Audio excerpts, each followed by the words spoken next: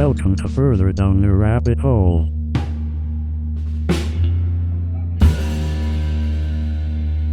A podcast about never finding the end. Please, do your best to relax and put your mind at ease.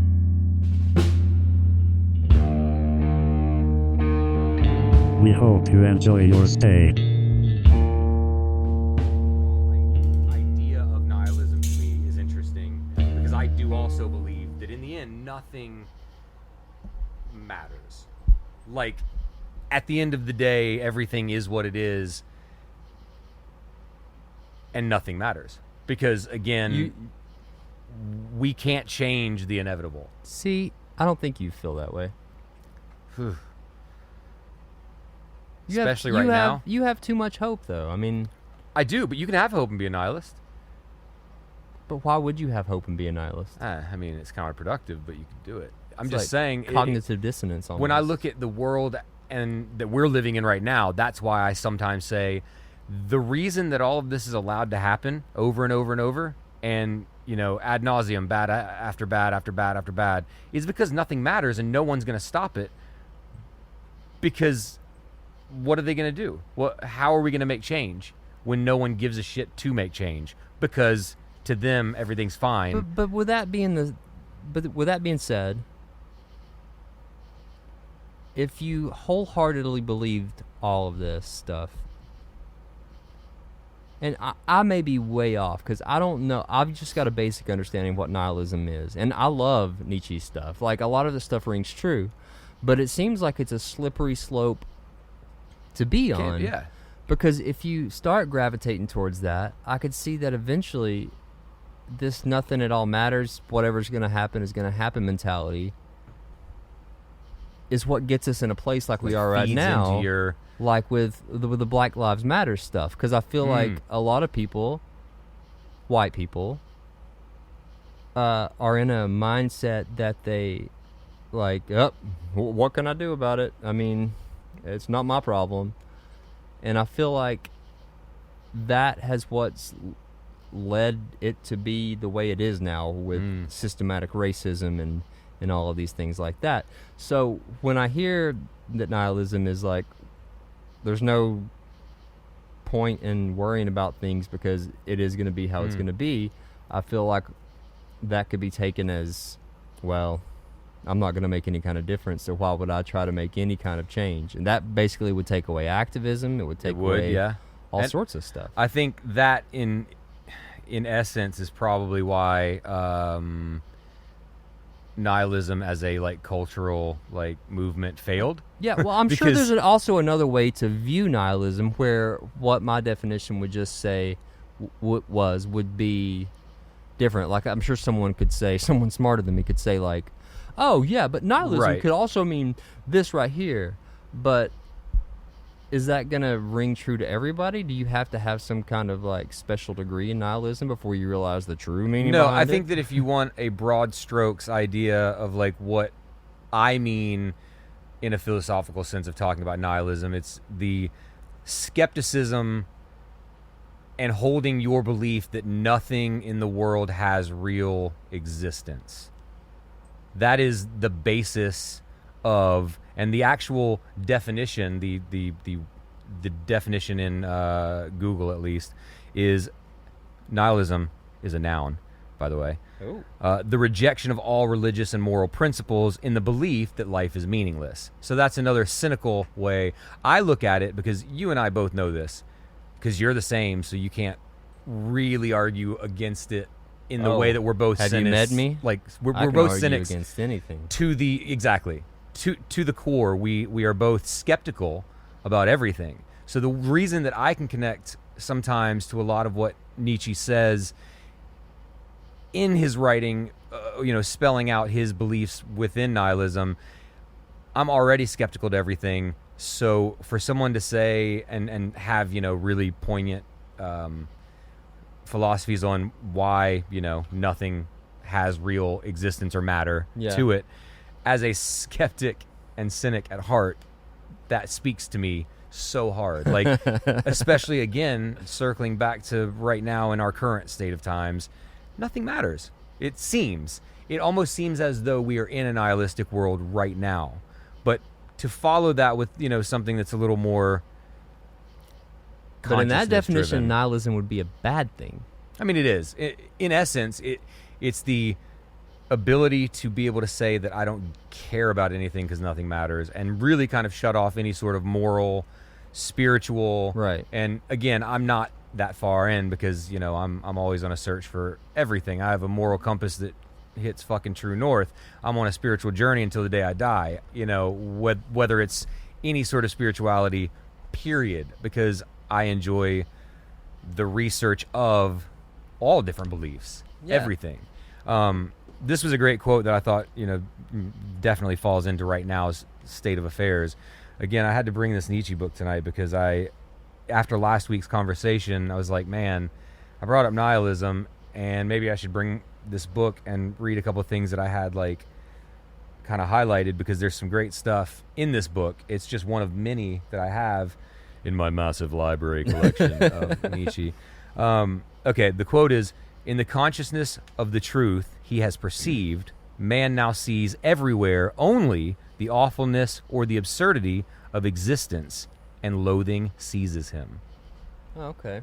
So, looking at right now's time and place, the awfulness and absurdity of the existence around us makes you kind of seize a little bit in hatred or loathing, whatever fancy word you want to put on that. But it's true. You can look around every single day, and we're finding these things that make us almost loathe mankind. And this is why I was talking about nihilism, because the current state of affairs in the world sometimes makes my brain go to a place of, I just can't care anymore. And so if I can tell myself that nothing matters and everything is, predetermined as it is, because there's no existence of anything outside of what we're doing floating through on this planet. We're here, and thinking anything bigger of us being here than the fact that we are just here by chance is absurd. Because look at the universe and look at how big, we know that we're, again, most would say we're not the only intelligent life in, the solar system, Some galaxy, would say that beyond. we're not even in very intelligent life. And that is also very true. And so it does make me think sometimes how small of a piece of sand we are. We mean nothing. And so, sure, our lives mean something to us individually as people, because we live them and we want to make the most, hopefully, most of us do, want to make the most out of every day and every situation, have close friends, have family, have all of this stuff that, we perceive as human. And then this is where it gets hard to follow. Yeah. Because now you're in the philosophy of happiness is in what any individual perceives. So to one person, having a family and a great job and friends and fellowship of any sort, that's to them a great life. Right. Whereas to someone else, honestly, a great life to them could be shut in a room alone, reading Mad Magazine all day and having no outside world contact because they don't care. Right. And playing World of Warcraft until, they start using bottles to pee in and leave them around. I mean, some days that's that was all a right. thing. That was totally a thing for a while. I think people were so obsessed. They I remember reading about that. Yeah. People got so sucked into that game they'd leave was bottles just around. the- They could just That was 'cause just you can't be interrupted. That was just big gaming propaganda. I think it was. I don't buy into that hype. Although we did know someone that used to pee in bottles in his room and leave them there for Yep. long periods of time. Yep. No names shall be named. 'Cause No. There's no reason to incriminate the innocent. That's true. It seems like nihilism is what the government would prefer we all were. Oh, no. No. Because the idea of nihilism means you don't believe in government. And Yeah, but it also means you're rejecting anything they tell you because nothing they tell you matters. Nihilism is anti-government, But you're- anti-religion, you are against How can you be anything against? that tells you that you have to fall into any sort of order. That's why nihilism goes hand in hand Gotcha. a lot of times with religion and spirituality. Right. more importantly, morality. Like, that's what this entire book discusses, is the connection between how morality almost exists because of nihilism. Because in the absence of anything mattering, what are morals, and what's right or what's wrong, or what does it even matter? Well, I mean, if nothing matters, then everything matters, and if everything matters, nothing matters. Huh.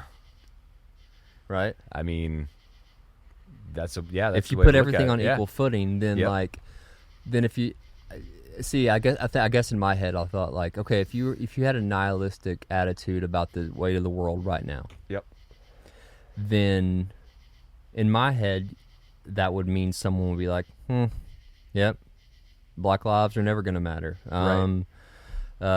This pandemic doesn't matter. What's going to happen is going to happen. If I die, I die. I guess, we'll wait and see. Hey, and I'm not saying that I'm a full-blown nihilist, because I'm not, Right. obviously. But in principle, I think that the idea brings up a lot when you look at the current climate. You can understand where this like movement and thought came from, at least. I mean, like, that's to me what intrigues me about it, is how focused. I mean, like, again, there's a lot of books that Nietzsche spoke on nihilism. Like, it was a big thing for him. Right. Just like speaking about consciousness, he's got books dedicated to just talking about what is consciousness. Right. And again, when you break down that wall of saying that nothing matters and there is no spiritual side, because there is no good, there is no evil, there is no thing, then again, that brings you back to the simple question of, like, if you don't believe in anything at all, then, like I said, this book kind of goes into, where would your morality come from? If you believe in nothing, because you just said it about, if people were to give up on the pandemic or to give up on Black Lives Matter, you're right. And that's exactly it. If you were a true nihilist, you wouldn't be protesting. You wouldn't be raising your fist in anger. You wouldn't be speaking out against these things, because if you truly believed nothing mattered, you'd stay quiet. Because what would it matter that you said anything? Exactly. Like, if I were a true nihilist, what would it matter that... I mean, I love to make the joke all the time about being a nihilist, because... Well, I'm Big Lebowski. It's just... Yeah, exactly. Yeah, I mean, it's just a... I've studied it enough to know that, like, for some people, if you say it, they just kind of give you that look of, like, oh, you're one of those people. You're weird. You literally believe in the absence of everything. Nothing exists, but you're here. Where would you put nihilism on your on your radar of on my spirituality?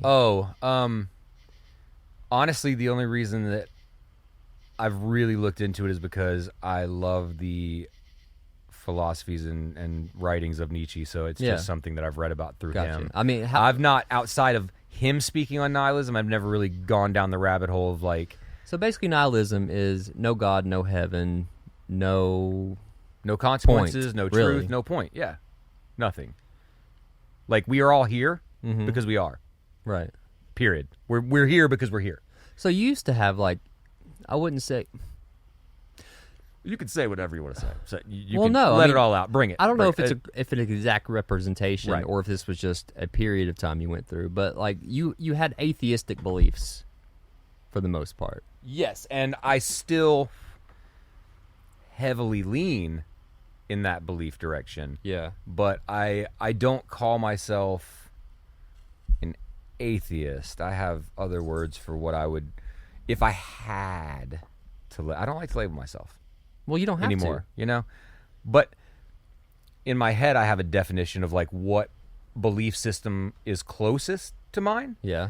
But I'm always still on the same search as you. So while being on that search, it's hard to... Well, it's not hard, because, I mean, I believe strongly in what I believe, and I feel, passionately about why I feel that way. So, I mean, honestly, I don't think it matters. I don't either. Because I've gone through lots of changes, and it's probably going to change from here. But, I mean, I grew up Christian. Mm-hmm. I would still probably consider myself to be a Christian if I had to put a label to what my religion was. Right. But it means something different to me now than it did then, I guess. Oh, yeah, absolutely.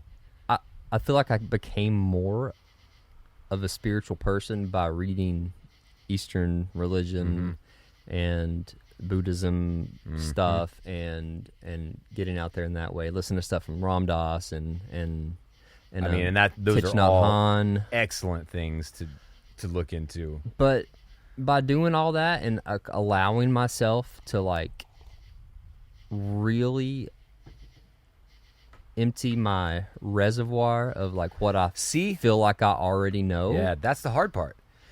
By reading those things, it's just it's brought me to the conclusion that we're all talking about the same thing. Any kind of religion is talking about the same thing for the most part, and it's all in what you take out of it. Right. Because while you talk about Christianity, you talk about God and Jesus. Jesus basically seems like a different thing to me now than he did then, especially because now as I'm older, I'm thinking, okay, yeah, you know what?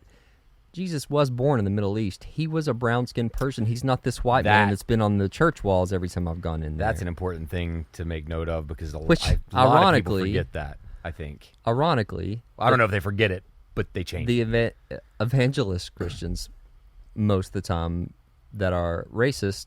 Oh, yeah. Like, how do you combat that? How do you I've always wondered racist thoughts towards like people from the Middle East and skin color that's different than yours, but still go to church every day and read about Jesus and the baby Jesus that you look up to so much. Yeah, was dark. Where was I going with that? Oh, okay. Yeah, I get that. So, that's weird. But I feel like you have these people that are on the earth every once in a while that are able to get it, that are able to have this like divine connection, or maybe this like, or they see things, this opening of self, this whatever it is, enlightenment, I guess you would call it.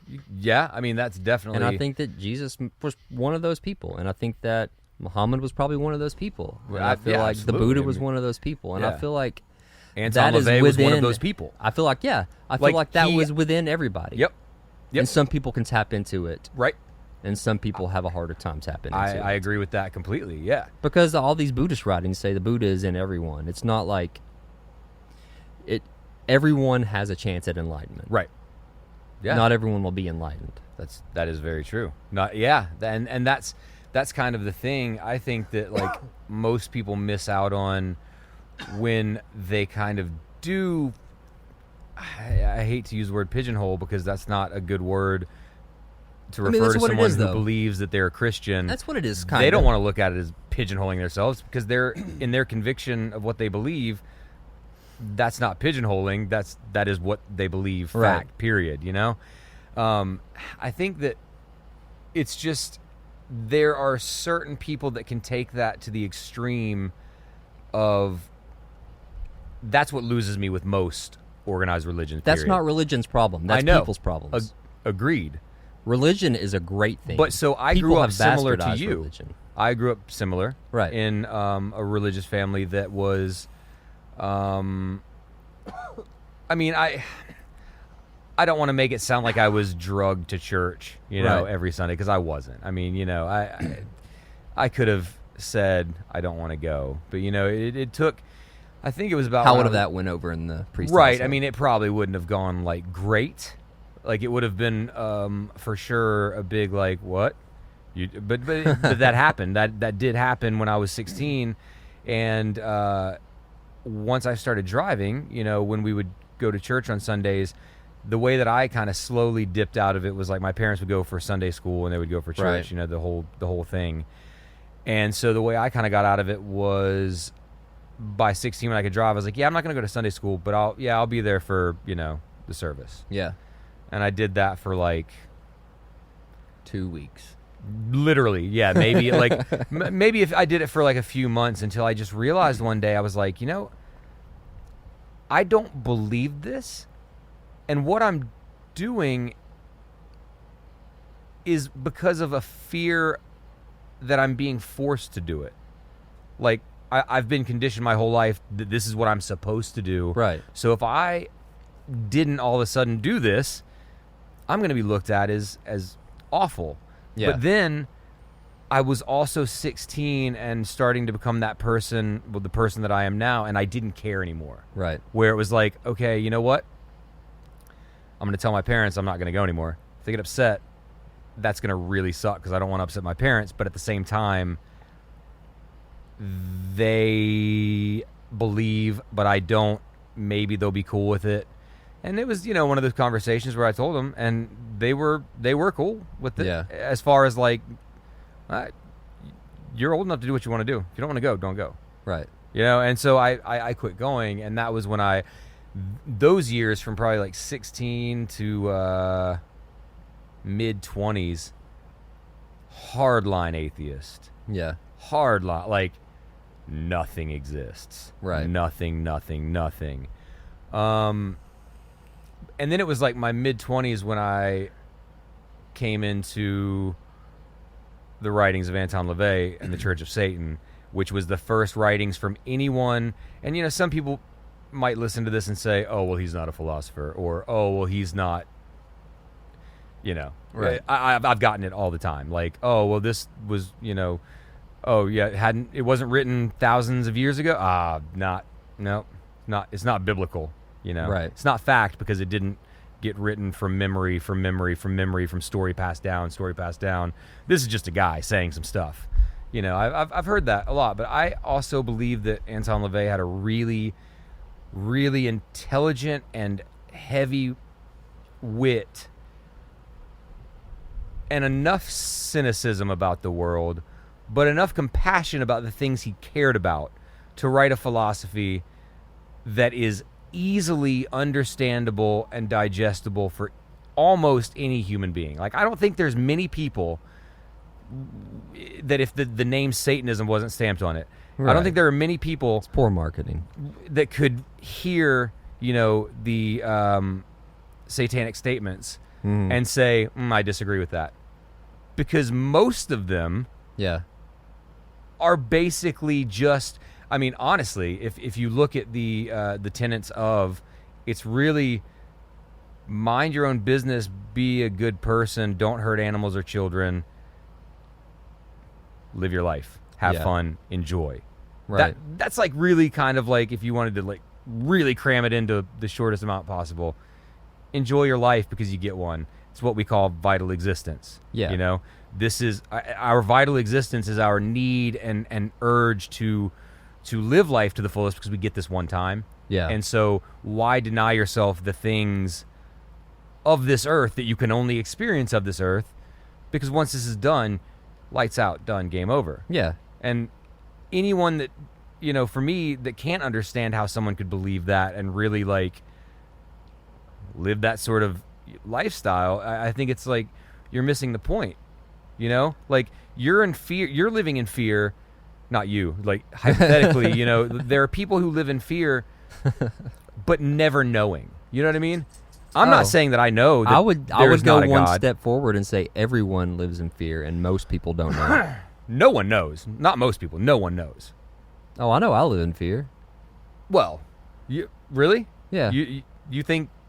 I mean that's what suffering is, really. Yeah, that's true. I guess it could be the same thing. I'm talking, in the sense of like Fear of damnation, fear right. of hell. Fear, Yeah. Like that unabashed atheist, not afraid to burn in hell. That commercial. Oh man, Ron Reagan Jr. Yeah. That Ron guy. Reagan Jr. It's amazing. And that's like, seriously, that's how I look at it. Yeah. Like, I honestly and truthfully have zero essence of my like soul or being or consciousness believe in an actual firestone, brimstone, fire, whatever it is, hell. Yeah, I don't either. I don't. That's not that hellscape only exists here on this earth because this is hell. This is this is probably as bad This as it isn't gets. hell. You know what I mean? Oh, I know, but This is but I don't believe in that like fiery damnation idea, and that immediately turns me off because it says, fuckery. You're trying to scare me into believing what you believe, and I don't believe that fear, well, obviously we both know fear is a great motivator for a lot of people and a lot of things, but I don't think that fear for me is the best selling point. Like, hey, you either believe us or you're going to burn in hell. Really? Those are my two sole choices on this earth. Is I either believe in biblical Christianity in the fundamentalist way, Yeah. or I'm going to burn in hell. Those are my two options. But that's not the. I know it's not, and that's why I'm still on Right. the search But for many years, that's I feel what like you're told. that's. I feel like that's the In that's our the lives, the exact way we were problem. brought up. That is what has always been told. I would strongly suggest a book by Rob Bell called Love Wins. Mm. He's a Christian preacher. He actually got, I believe, kicked out of the church after For having putting this such book radical out. thoughts. But he explains Christianity the way I've always wanted someone to explain it. It is like, it's amazing. I wish I had some stuff queued up to talk about it, but maybe I'll get that for next time. But if Oh yeah, this if is you- a cycle that never ends. You know? if you read that book, I think you can understand my mentality a whole lot better. Mhm. And I mean, you already know it quite I well. do, but and I think we're on a very simple. Like when it comes down to it, I think while we believe wildly differently, it's also very similar in more ways than it's different. Well, From when we talk, which goes back to what I'm saying. Like, I think that anybody searching for truth or this energy or Mhm. on this quest to be a good person, like Yeah. I feel like we're doing the same thing even if you don't think you are. Yep. Okay, so I'm reading this book right now by Swami, I can't ever say his last fucking name, Satchidananda. I probably said that wrong, but it's brilliant. Like, Yeah. I started highlight. You know how we both Yep. highlight things Yep. as we go through, Have but to. I was highlighting things on every page, so I just gave up. I was just like, I'll just read the fucking book again if I want to. I'll find it. But he said something to the power like, so God, his power is neither good nor bad. It's neutral. Mhm. So like when you're growing up in church and whatever religious thing, most religions are telling you, okay, God's power is the good power. But the way he describes it is, what if God's power is neutral power? God is the giver, Right. but it's a neutral power. It's somewhat like electricity. So electricity is not seeable. It is a neutral power. It's great for you if you plug in something. If you plug in a light into the wall, you're going to get light. But if you stick your finger in it, you're going to get shocked. So it's all about your intention and your motivation with how you like harness your power. Or That makes sense. Does it have anything to do similarly with like free will? If it's neutral, right? you know, because that question comes into play a whole lot. Is if everything is predetermined, But it's not. I don't think it is. right. It's just odd because I was watching an episode of Always Sunny before I came over. Yeah. And it was funny because I knew what we had discussed earlier and what we were going to talk about tonight. And in the episode I was watching, Mac was explaining his religious beliefs about, you know, basically the way he breaks it down is you believe because everything is predetermined. And so Dennis asks him and he says, okay, so you have no control over the outcome. He said, well, no, that's where God gives you free will. And he says, okay, so you have free will, but everything's predetermined. You understand how that doesn't make sense? He said, well, yeah, exactly. He said, well, exactly. So that means that are you saying that I can't argue with you? Like, I can't get through to you. Correct. Yep, correct. And like, that's the answer is like, for those people that believe that way, you won't break that wall down because then he said, right, because see, Dennis, what you're not understanding is I have this other thing called faith. And faith helps me to believe in all of the things that don't make sense to me because I don't have to understand them. Faith means that I believe it regardless. And so that episode made me start thinking, man, he talked about how everything's predetermined, but then in the next breath said, but we have free will, Dennis. And then Dennis says, you understand how that conflicts. Well, yeah, but that's where faith comes in. Yeah. So, I mean, at the end of that, it's really a matter of whether you can understand it or not. It doesn't matter. You just have to have faith and believe it. Whether it makes sense to you, you just believe it.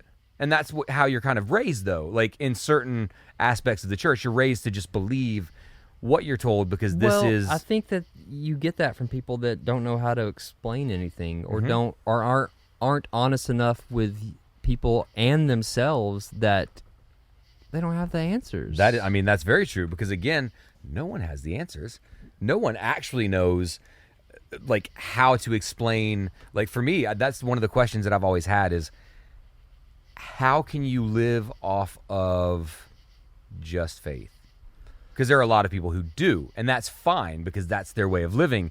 But for me, knowing that faith is a belief in something that it will work out as it's supposed to, your faith is just putting everything into that idea that it's going to work out for the best. There's something to that, and I feel like it's mainly... When people talk that way, I feel like people are trying to understand things that they know they don't understand or don't want to understand. And that's not necessarily a bad thing. Right. But I think that that's sometimes how people cope with things. Like if they have a loved one dying or if something terrible happens, it's like, well, the Lord works in mysterious ways, which is something that I hate to hear. Yeah. But at the same time, if that's someone's coping mechanism, it's not my part to take it away from them. I agree with that. Because that's not hurting anybody. Right. You know? Unless you get to the point of where, like, you get to, like, whatever the faith healing and stuff like that. Right. Now, that's dangerous. Yeah, absolutely. But see, that's kind of the thing, though, is like, oh, man, when you said faith healing, I started thinking of that video that I saw where it's just a compilation of preachers touching people's heads and then passing out I mean, they're acting for sure. They're not passing out from any sort of like revelation. The guy touches their head and they fall back. I don't know if they're acting or if it's like psychic leading or not psychic leading, but more so like manipulation of someone's... Right. Like snake oil. This guy's got the power, and you believe it. You want to believe it so hard. You believe it so hard, and you want to believe it. When they start speaking in tongues and they pop you on the forehead, you feel them. I've watched. I mean, God, man, I've seen so many things that just really. One of the last times I saw it, actually, and this was kind of in a different way, but it was in the way of like exorcisms. Right. Was in the Shudder series Cursed Films. Oh yeah. When they I watched the one on I watched all of those, but I remember the one about the Exorcist. With the Exorcist, yeah. And they actually showed like 4 or 5 exorcisms on camera. Yeah. In this documentary, and it was just like they varied in degree. There Right. were a couple of them that were very like, they would kind of do the chants and do the forehead thing and the holy water, and they would they were released. But then that one guy kind of like had the demonic like voices and the contortioning and like, and so when I see stuff like that, it's always, I've always had a fascination with that ever since you remember our buddy Nate. He was I was in a band with him like, at 16 or whatever, like I remember him. Early days. His dad was a Catholic priest. Yeah. And I remember when we were like 16, 17, something like that, we were at his house, and I don't know what even brought this topic up, but one of us had mentioned an exorcism, and his dad kind of chimed in. Yeah. And was like, hey, it's not really something to joke about. It's intense. And we were just kind of like, this was for me the first time in my life, other than seeing films like The Exorcist, that I ever really fathomed that this was a real thing. And so here I am with, a guy who is a Catholic priest telling me he has physically himself done exorcisms and seen someone levitate off of a bed. I had someone tell me this. Yeah. And so, again, as someone, especially at that time, in my newly found, like, atheism, at the age of 16 or 17, he was telling me this, and I'm like, dude, what? And I even said that to Nate afterwards. I was like, your dad just told us a story. Like, he went into this entire story about here in Knoxville, like here Yeah. where we are at, about how he had seen firsthand a girl that had been possessed. And I think we were actually talking about the film Exorcist, which is why this came up, maybe. Yeah. Because I made a comment about the levitation, and that was kind of when his dad was like, that's real, that can happen. And to this day, I still have a little bit of my cynicism of like, okay, he was a man of the cloth. Mm-hmm. And I'm not saying he was lying. But when I think of someone levitating off of a bed because of demonic possession, I have my bullshit tachometer just Oh yeah, like, that definitely starts ticking it hits on there. It's like it basically breaks my meter. Yeah. Like, oh wait, you're gonna stand here and tell me that you've seen someone levitate because they were possessed? Bullshit. Now I know I've had someone to my face tell me that this happens. It's not true. Yeah. You know, it's one thing to see it on TV and hear about these stories. Right. To have someone tell you this is like, whoa. Not sure I believe that, and I think maybe I still don't know what to believe about it. I still don't, even though it's a weird one. It is. Even though I've seen, that documentary, Cursed Films, where again it shows actual exorcisms, quote unquote. Yeah. And then I've heard from an actual guy in the church say that he has seen it himself. See, the reason I don't believe it is because I've not seen it, and I've not seen anything in my life to ever. I've not seen it, but the reason I would. I've seen nothing in my life to even remotely come close. Do you think a Catholic church in Knoxville, Tennessee has an exorcist department? Like, I just can't. I can't imagine. Like, the church denounces it for the most part, right? I don't think so. Really? Not really. Yeah. Huh. I feel like they have a pretty strong belief that, people can be. I thought that most exorcists were like private entrepreneurs now. I mean, honestly, they probably are. I think that the Catholic churches, and anyone that's Catholic, I'm gonna look up about the Catholic could Church and exorcism. definitely correct us. I think that they go about the methods of like holy water and blessings, and I don't know that cases typically get as extreme, right, as like levitating off the bed, spitting green stuff. Like, I don't know. That obviously that film is very, very it sticks with you when you've seen the. I listened to the score the other day. Yeah. Independent of the film, I just had gotten my living room record player hooked back up, and it was one of the first records in my like recent, and I just put it on because I hadn't listened to it in a while, and man, it's a good soundtrack. And I forgot how much that like score really heightened that film. It's a good one. But again, in real life, do I think that kind of stuff really exists? It's really hard for me. It's really hard for me to believe that exorcisms. Oh, this says that in the Catholic Church, exorcisms and exorcism training is on the rise. So in the actual church itself, it's on the rise. That's what it says. Well, but that was just a very, very small Google. Well, of course, yeah. I mean, and that's something that I would love to have on our show. We're gonna have an exorcism, a live exorcism on the show. No, an exorcist, Yeah. Someone who has the power of exorcising. I don't know. I don't know. We don't know one, but I don't know any. This is kind of a gentle call out to anyone that listens to our show that may be Catholic, may have a Catholic friend who is into this field and knows a lot more about this than we do. I would love to talk to someone about their real experiences with exorcism versus our perceived notions of like what we've been told and what we've seen. It's no lie that exorcisms have been performed. No. Like they are performed. Yeah, fact. Yeah, that's what I was going to say. Fact, they are done. Yeah. But do you believe in the efficacy of them? Do you think they actually do anything? Do you think someone can actually be I think they do something taken over by an actual demon that takes over their soul and speaks through them in tongues and in languages that they can't actually speak and never have spoken? I'll answer it this way. It depends on the receiver of the exorcism and their willingness or what they believe in their mind. But that right there in itself is psychic leading.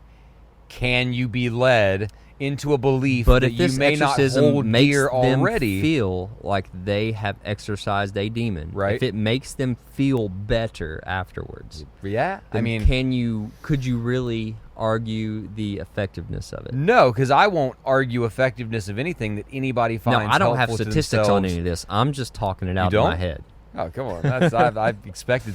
No, like anything that's like this can apply to like so many levels of life. Anything anybody finds comfort in, I'm not going to take that away from them or shame them for Right. what they find. I mean, there are people who find comfort in cuddling, and there are professional cuddlers in the world That's who are weird. paid. It's weird, and they're paid to go lay and cuddle with someone for an hour. Do I think that's silly as hell? Absolutely. But if But that do makes I- someone feel better, then Exactly. I'll support a Oh, cuddling service here in Knoxville, Same. Tennessee. I would. Hell, I'll be the cuddler. If Yeah. if someone I know personally Well, that just goes was to, in need of cuddling, dude, I'll be right there. But it's hard for me to believe because I don't experience it. right. The extreme nature of needing just someone to cuddle. Me as you. well, and Like- I don't feel like I have to understand it. Me either. That's no. where I'm sort of at now. That's different than growing up. Is that now you no longer need to understand like- these things. Like I feel like I can have my beliefs, but it doesn't matter about everyone. Like everyone can have their own set because this is all a personal kind of thing. Oh, Like totally. everyone has a different view of every single thing in their head. Mm-hmm. Everything's different. We could see things, speak them the same way, but in our heads they are vastly different. Yeah, agreed. But you can have beliefs and not try to take other people's rights away. You can let other people live. Oh, for sure. Like, and that's Like I don't believe that cuddling is a proper method of therapy. therapy. Right. But if someone responds to it, Then it is. then it is. Absolutely, exactly. And that's the thing. I mean, I've always been very intrigued by psychology. I Yeah. mean, that's like, Well, it's like essential oils, right? Yep. So my wife uses essential oils. and they smell And they smell good. fantastic. Yeah. Now, I don't know if she really. I think she thinks that there's some things in the oils that are helpful for certain things. Yeah. But the way I think about it is like, they smell good, but I think it's a lot of placebo effect. But I don't mean that in a negative way. Right. I mean that in a way of like, Okay. if I felt like this helped me, if I felt like this was going to help me, and it did help me, placebo or not, It keep helps. buying it. Right. I was gonna say, you know, they make essential oils with scents that are supposed to be stress relief. Right. Like, sure. But some might say that the act of doing something to relieve your stress is taking the stress away because you are making a conscious effort to rid Right. yourself so it's of not stress. the oils taking the stress away. It's your desire to. It could be, take or the it could be stress something away. in the fucking oils. I don't know. Right, I But know. whatever it is for whatever person, I say go for it. Yeah. As long as you're not hurting anybody else. Oh, completely. Yeah. and I've not seen any oil-related injuries popping up all over the right. country. And I mean, I'm the exact same way. Whether it comes to people that are into furries, Yeah. or people that are into cuddling, or whether it's people that are into, I don't know, severe bondage and S&M. Hey, if that's what you're into, Yeah. cool. Yeah. Go for it. I am a equal opportunity happiness, like I was gonna say provider, but not even provider. Equal opportunity happiness.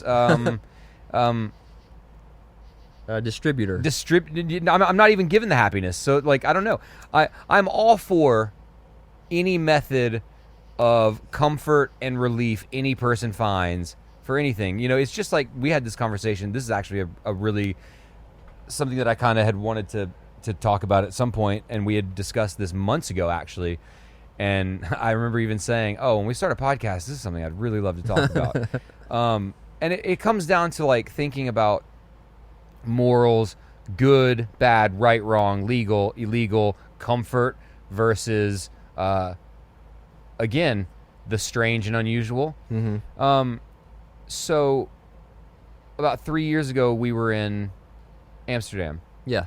And for those listening that don't know, we took a trip. Some of you may have heard this if you listened to our previous show, Sharing Those with Friends, maybe not. I don't remember how much we talked about this. But first of all, I'm going to say that Amsterdam is probably the most beautiful place I have ever been. Yeah, it's really gorgeous. In my life. And so we were there for about 3 days, and we did everything we could. We walked around that entire city as much as possible. And what that entails is absolutely taking a stroll down the red light district. Yeah. You have to, you know. Well, you don't have to. You're not forced. Or They anything. don't require. They don't it. require it. But you know, we were there, and we were like, well, you know, when in Rome, as you said, when in Amsterdam, we're going to change it to that. You do the things that they do in Amsterdam, so you at least have to go check it out and see what it's all about. You've heard about it your whole life, so we take a stroll down. You know, Derek and I, being who we are as the two of us have grown to be, we think very similarly. And as soon as we had gotten out of the red light district, we were both like, yeah, saw it. We did that. Not for us. Yeah. Want to go get a beer? Because we were a little bit kind of like sketched out about it. It was a little bit of culture shock. Because it's right, culture shock. That's a good way to put it. Yeah. It was just something that we weren't used to walk down a street and see at 2:00 in the afternoon, just ladies. Yeah. And Naked ladies in windows and that men. you could go have sex with. It was just that was a weird thing to see. It was a weird thing. yeah, it was a strange thing, but at the same time, I find zero wrong with it. I know, but while we were walking down there and going through there, it's like you have these thoughts of like, oh gosh, this is just sort of dirty and filthy. Yeah. But then you get to the end of it and you're like, but it's their choice. It's They their- want to do this. I hope it's their choice. Well, right? Okay, right. Absolutely. Which the conversation you and I were having a while Yeah. back was we were talking about we were talking about a lot of people's ideas of what socialism is versus what yeah. socialism actually is. Right. And we had ended up getting onto the topic of like basically what you said earlier. If you're not hurting someone else, then do what you want to do. Right. And so, you know, that had also then gotten us on the conversation where, you know what? I think that in America, you know, you look at prostitution and it's highly illegal. Yeah. Except not everywhere, but Not every right, but in general here in the States that is not okay. yeah. But like it made me start thinking, well, what if we did things that made it safe for everyone involved? Because what I was looking at when we were in the red light district ourselves, and this isn't, I'm not trying to stereotype. I'm saying what I saw while we were there, Yeah. and what I know of, you know, that sort of like situation is like I saw older gentlemen Yeah. who were, again, I don't know them. I'm making a judgment. Yeah. I'm throwing this out there as all hypotheticals. I saw older men who were most likely single and just wanted companionship. Yeah. We're going to call it companionship, right? Could be some projecting, but I agree with you. Totally. Yeah.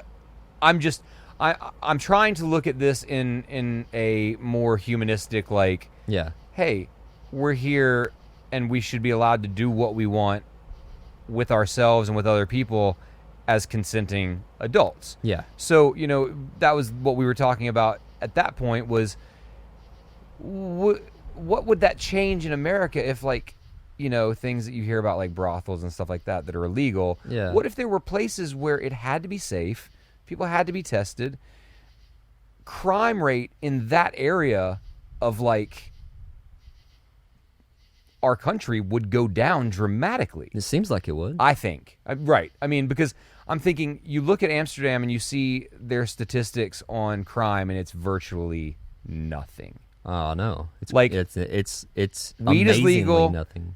And Psychedelics the red are light too, district, psychedelics are legal. Mm-hmm. The red light district is there, but see, they keep it to that. Uh-huh. Like red light district is where you're allowed to do these activities. Red light district did sort of feel like downtown Gatlinburg, though. Like was downtown weird, man. Gatlinburg Yeah. with naked women in the windows. It was a very strange feeling, and while it's not for me, I can understand that if, someone is lonely and wants to even just go and pay a woman to sit and talk, why should that be illegal if she also on the other end of it is going to make money?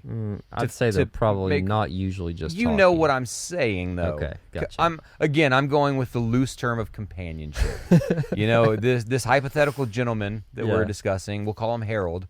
Oh. He just wants a lady to spend the evening with, so he doesn't feel so alone when he's sitting at home watching the shit-ass news that we have every single night in our country. He just wants to go spend the evening with a pretty lady, and he will happily give her money to spend time with him. Right. Now, tell me, in that situation, in that exchange, where is the illegality of a man who wants to lose, let's say, $200 to a woman who wants to gain $200 for her absolute right to do whatever she wants to do, and that choice may, in this particular situation, be hanging out with this old gentleman who wants to part with money and is willing to part with it with a woman who will spend time with him.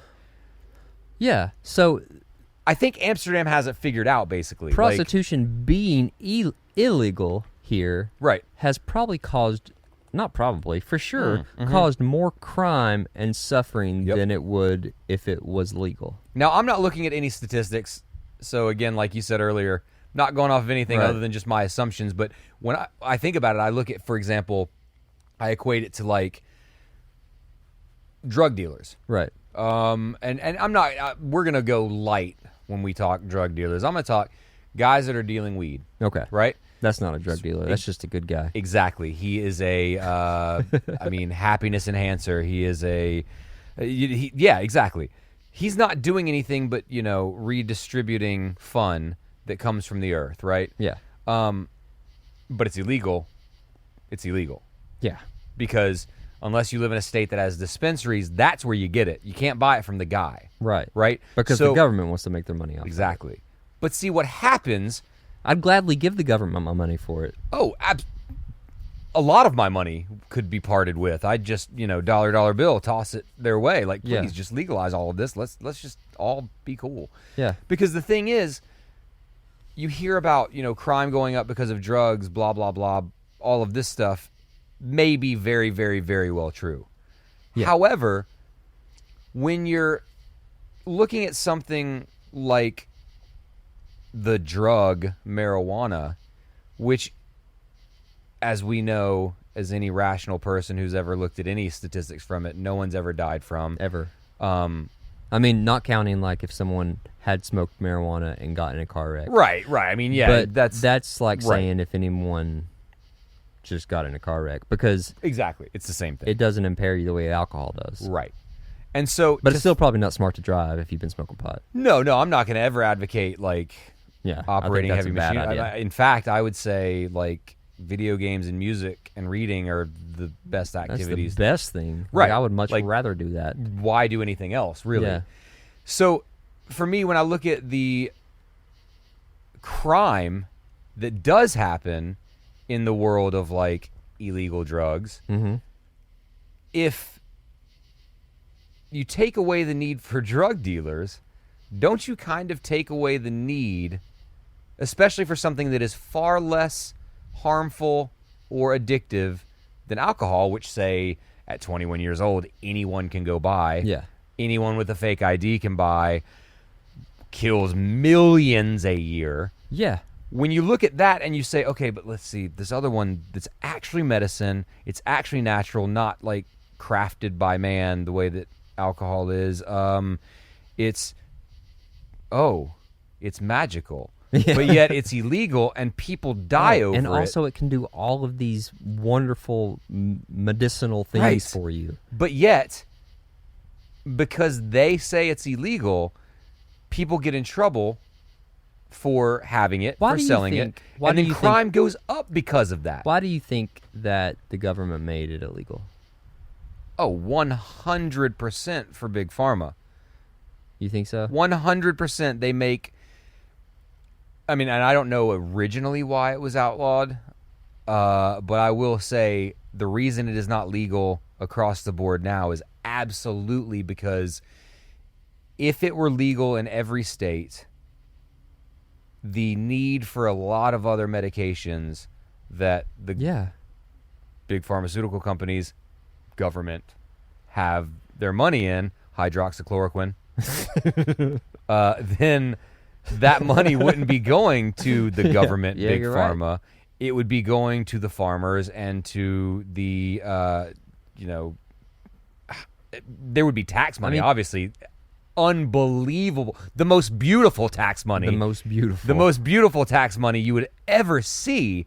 So this was something my dad and I were having a conversation about a couple weeks ago, to where we kind of hit that wall of like, it almost makes sense to just legalize it for like a million reasons. Yeah. But one, hey, look, we're in the midst of a global pandemic, and the government has said, we're running out of money. Mm-hmm. And let me tell you what, I got an idea of what you could do real fast that would bring you trillions of dollars a year. Yeah, no shit. Just Tons do of something money. that you should have done a whole Hand over long fucking time fist. ago. Yeah, it would be stupid. Yeah. The money that the government would recoup within month one of legalizing it in every state. How many states have it right now? Off the top of my head, I feel like it's 20-something. Yeah, I want to say 24. So, but yeah, there's you see the profit from those, right? But those 24s, that's only. Most of those are just medicinal. Right. Like, it's not recreational. Right. It's like recreational is only like 3 Colorado, or 4. California, Seattle. Not Seattle's not a state. Oh yeah, Washington. Right, Washington. Is LA, Oregon, in California? Is Oregon recreational? And I think Michigan just made it recreational. Really? I do think that. Man. Uh-huh. See, states are getting more progressive, and that's... Or they're seeing the money. Right. Which I don't care the reason is. See the money. Just make it available. Yeah. Like, there are people that need it, but can't get it and have to move states. There are people with cancer that it helps them with their pain, and they've had to move... Yeah. Uproot their entire families in the midst of that something that terrible. Think of the amount of people, like you have an opioid epidemic. Mm-hmm. And that's a drug that people just give out like candy. Yep. So imagine how helpful like Another cannabis, man-made. marijuana, all that kind of stuff would be for patients that already have a dependency on opioids. Right. Yeah. I mean, that just seems like a no-brainer. Like, oh, well, this is obviously much better for you than this. Please try this. Exactly. And, you also hear a lot of people sometimes get into the whole, well, but you're smoking. Well, you don't have to. Yeah. Guess what? You can, do intake... all different forms of it. Yep. You can cook with it. You can Exactly. rub it on your skin.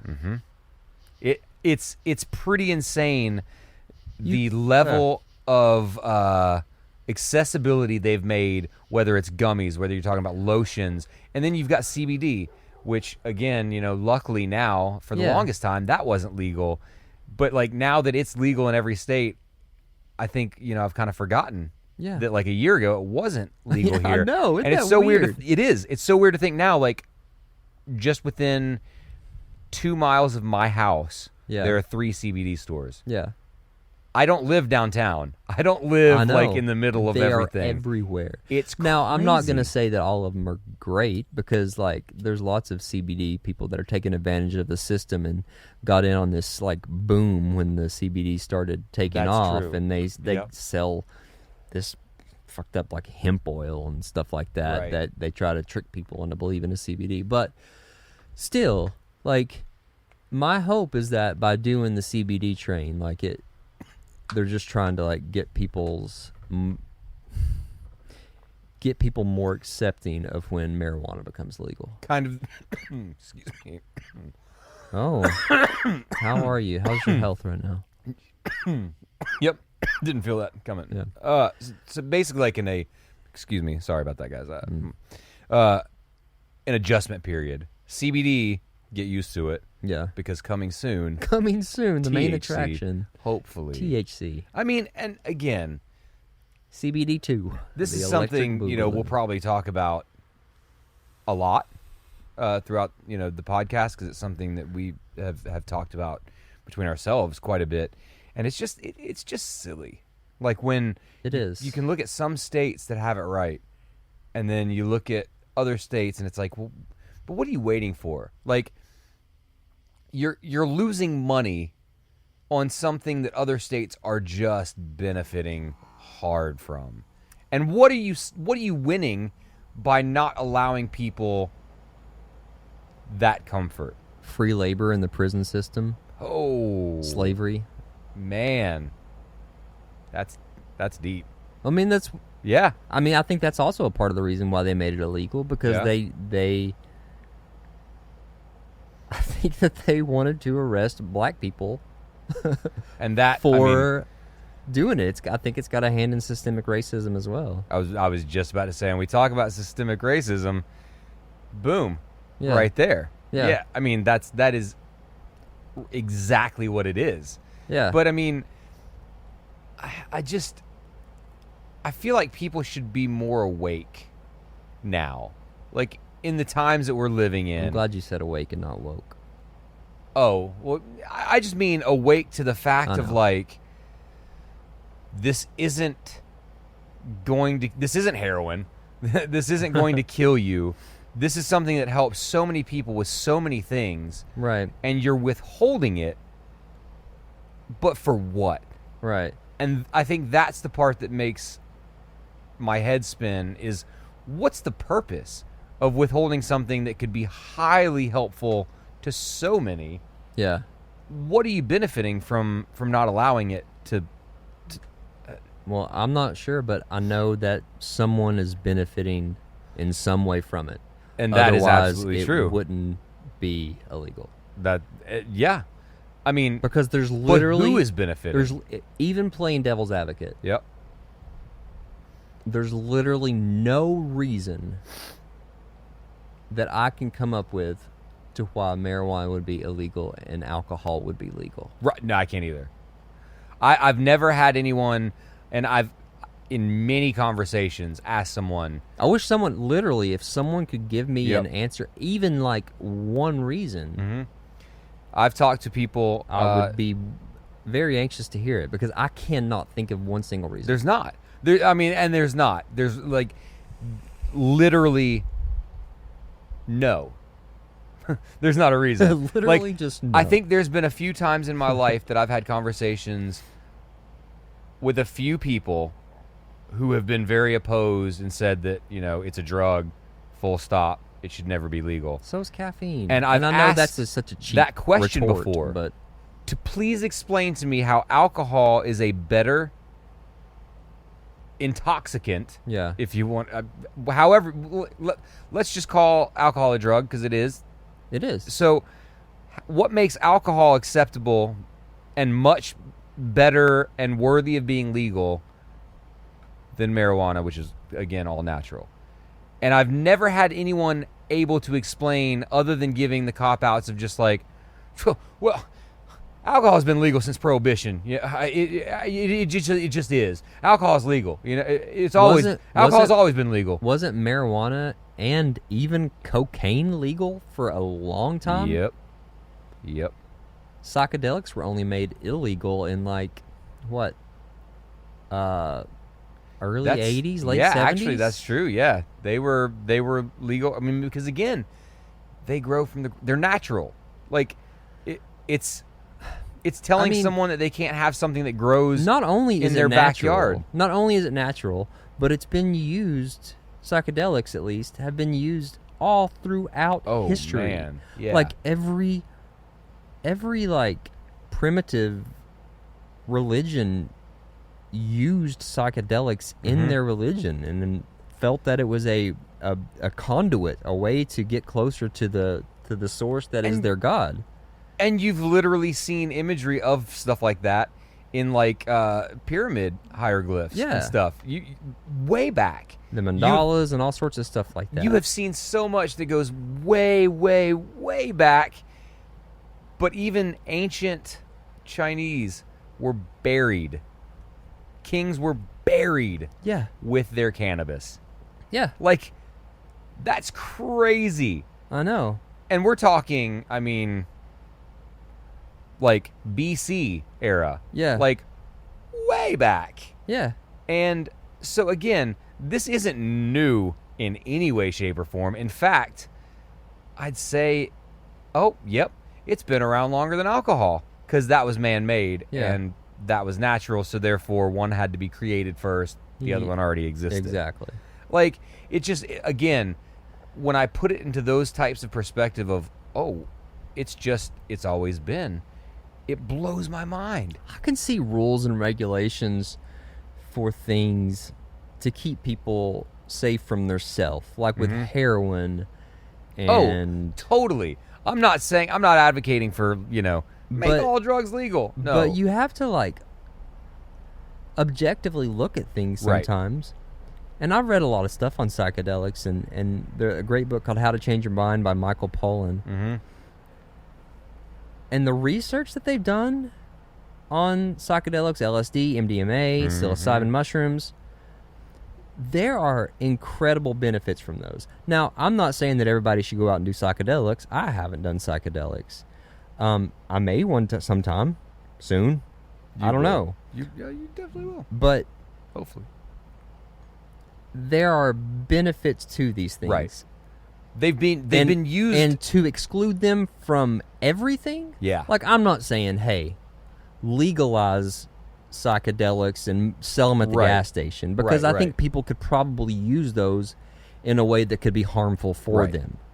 But ketamine treatments are a thing now. Yeah, and that's in big. some places, like I think Oakland in California, I feel like someone said they legalized mushrooms there, and I'm not sure, but at least give available money for research into it. Right. Which I think that they're doing a lot more now. Yeah. Because the research that I've read about it is phenomenal, especially with mental illnesses and depression and anxiety, PTSD. It's fucking PTSD fantastic for. Like, the numbers are staggering of benefit from it. It's amazing. And see, and that, again, when you find out that things like ketamine or any sort of psilocybin, psychedelics are used within psychiatric therapy to help people through things. Yeah. But yet you're going to say, drugs and they're bad. Yeah. It's like people find a way to blanket. It melts your brain. No, it doesn't melt your brain. Right. Yep. It doesn't do that. Yeah. It's like, did you grow up hearing that acid would put holes in your brain? Oh, absolutely. That's far from true. Yeah, I've heard that many times. It actually creates new synapses and conduits for your synapses to talk to each other, so it improves brain function. Which is very similar to the way that cannabinoids within marijuana work. They kind of relight these Maybe they don't want us using these things because it opens our mind. This takes us right back to don't eat the apple from the tree of knowledge. Oh, yeah? I mean, straight up. Yeah. That's what it is. Yeah. It's like, hey, well, so you live on a world where there's this thing, and it's real great. Mm-hmm. And it's really beneficial to have it. Yeah. It's really beneficial for a lot of people. Just, the thing is, yes, it grows here, but just don't touch it. Yeah. You can't have it. Don't touch it. Which comes back to the tree of knowledge. Yeah, the knowledge is a beautiful thing. Just don't tinker with that. Stay dumb. Yeah. Repressed, ignorance. Stay. Don't. Again, that's what's so silly to me, and that's what reminds me of Adam and Eve. Right. Is like, it's a thing that grows here in front of us. Yeah. And we're told, but that's illegal. You can't have. I know that it's on this planet. I know that it's natural.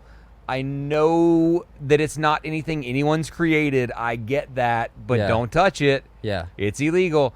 And again, it just reminds me of that apple of knowledge. Nope, don't you dare get that knowledge. Don't eat that. Have this beer instead. Right. Have this 34 carb filling disgusting beer instead. And I mean, now no, I know. I'm not.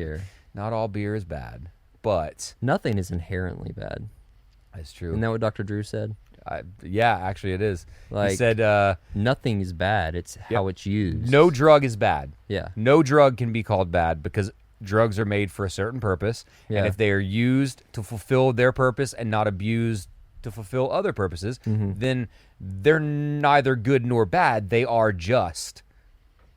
They are the drug that they are, and they do quote that I had what they about do. God and being like electricity and neutral. It's like it's what you use it for. It's what you. That's true. You call for.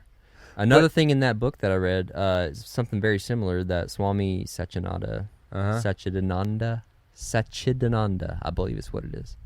To know yourself. You got to beef up your pronunciation game. It says something like, things aren't inherently. I'm paraphrasing, by the way. Oh. Things aren't inherently bad. I think I've got it on my phone. Hold on one second. Okay, here I found it. So he says, usually it's a bad. Okay, usually. Okay, now here we go. Now here we go for real. Usually it's bad to take a knife and cut someone's arm. But if you are a doctor performing surgery, it's all right. It depends on the motive and the results. Ooh.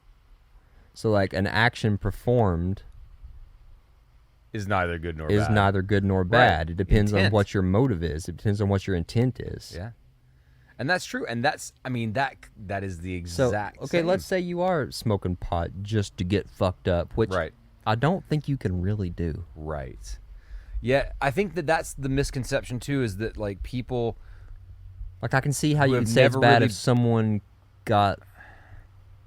let their life be taken over by it. I But think, at that right, point, okay. that That's the says more person. about the person than it says the drug, because Absolutely. Yeah. the drug is not... Because it's the same with alcohol. You know, the people who become alcoholics and super lazy and lay around on the couch, some of it might be from the excessive alcohol use. Well, I mean, but also they'd probably I would do say it. that's more so a mental complication. It's Absolutely. the same thing with someone that's like a hoarder or someone that has any other kind of unhealthy like thing that they hold on to, you know? Yeah. Like that's looking for something else to fill a hole for something else. I just think it's ignorance when I hear people talk about, you know, the average idea of someone who smokes being unmotivated. But that's what's uncreative. put out on TV and It news is. and everything. I That's know. that's the image that's But been it's portrayed. laughable because it's like, well, like I get that Cheech and Chong were funny movies and like, you know, starting in culture, you know, Yeah. Sure, that exists. Right. But I also kind of believe that the average person that uses it for de-stress and relaxation in the exact same way that someone would come home and have a glass of wine. Yeah, except Like- that I feel like it's more beneficial. But that's a personal It is. preference. Right. I feel like it's more beneficial to have some pot than it would be for me to drink, because I feel worse when I drink. Oh, Like, in general, one like- makes you throw up, the other expands your mind. Yeah. I don't know. If I were looking at a scale, I think one of them would be, you know, Right. pretty heavy peg in the direction But I'd it goes want back go, to but it goes back to, I don't know when they did this, but they changed the name of it to marijuana marijuana, yeah, because it had a Mexican name to it. that is And they wanted people to view that in a negative way, so they called it marijuana marijuana. with an H instead of a J.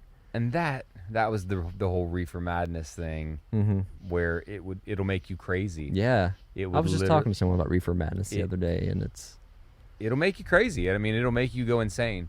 yeah. Marijuana But will make you go insane.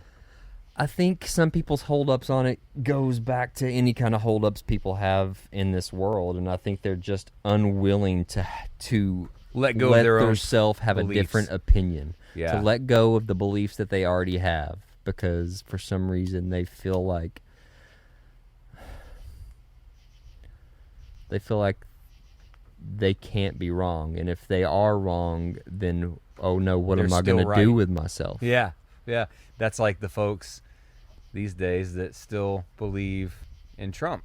Yeah. Like, I think there are a lot of supporters that believe in Trump that just will not admit that they're wrong. That like they've gone this far, so they won't say like, "Ooh, maybe he's starting to mess up a little bit. Maybe my support shouldn't be as strong as it is." Right.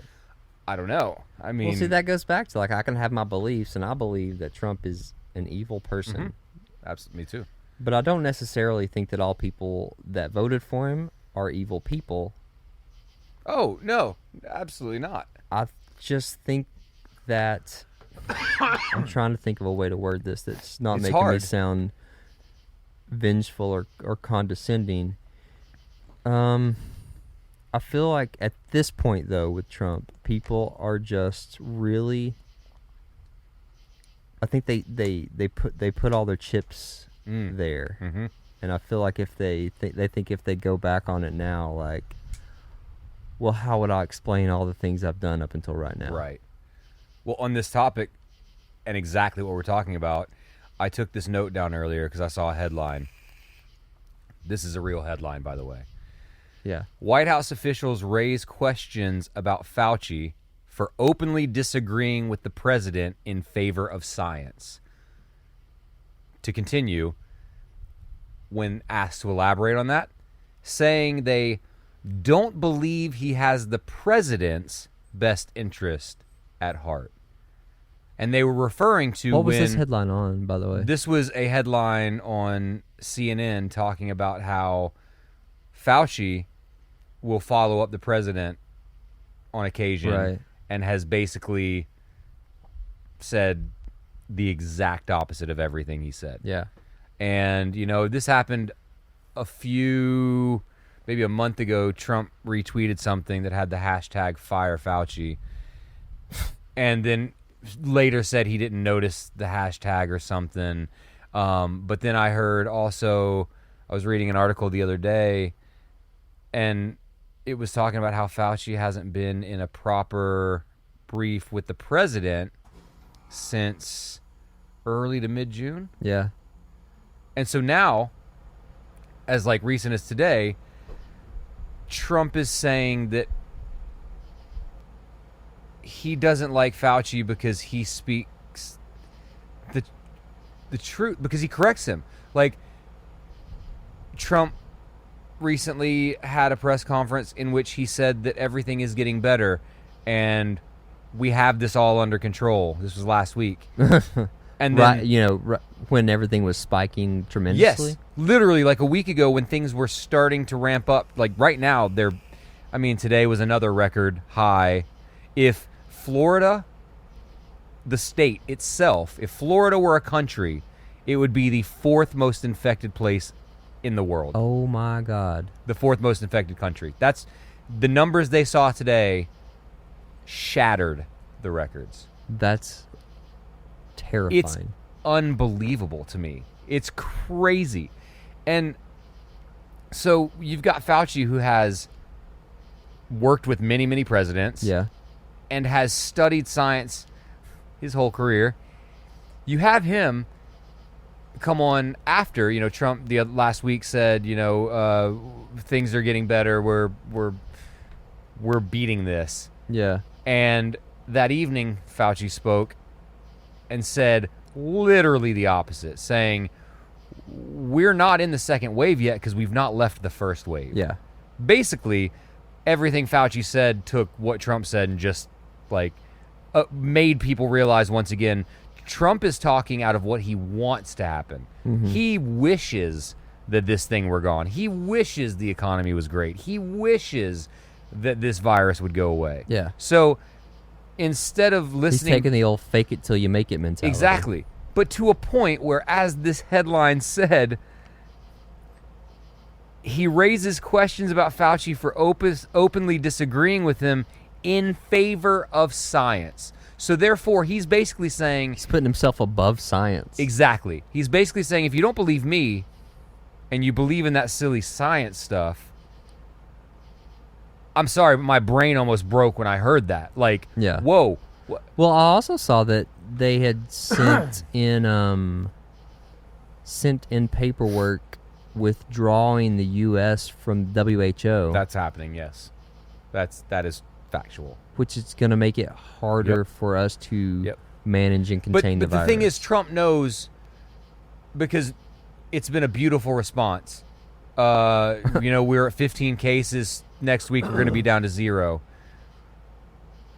Good God, man. That was 120,000 human lives ago. that he said it's not a big deal. He downplayed it for so long that you have people still now and today saying that they won't wear masks because the president doesn't. Yeah.